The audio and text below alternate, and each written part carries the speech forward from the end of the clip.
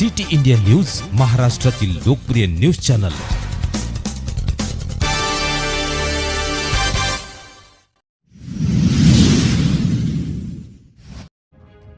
रामटेकमध्ये श्रीराम सांस्कृतिक व पर्यटन महोत्सवाला उत्स्फूर्त प्रतिसाद।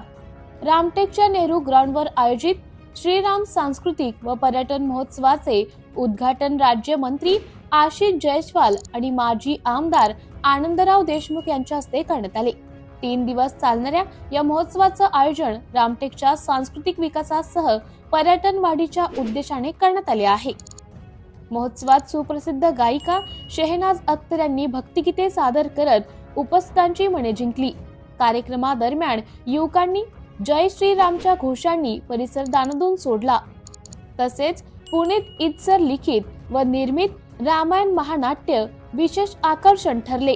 याशिवाय सायकल स्पर्धा व नौकाविहार स्पर्धांचे आयोजन करण्यात आले आहे। संपूर्ण रामटेक शहर विद्युत रोषणाईने सजवले असून प्रमुख रस्ते व चौक आकर्षक स्वरूपात झळकत आहेत। स्थानिक नागरिक आणि पर्यटन मोठ्या संख्येने महोत्सवाला प्रतिसाद देत आहेत। सिटी इंडिया न्यूज साठी प्रतिनिधी राहुल हटवार, रामटेक।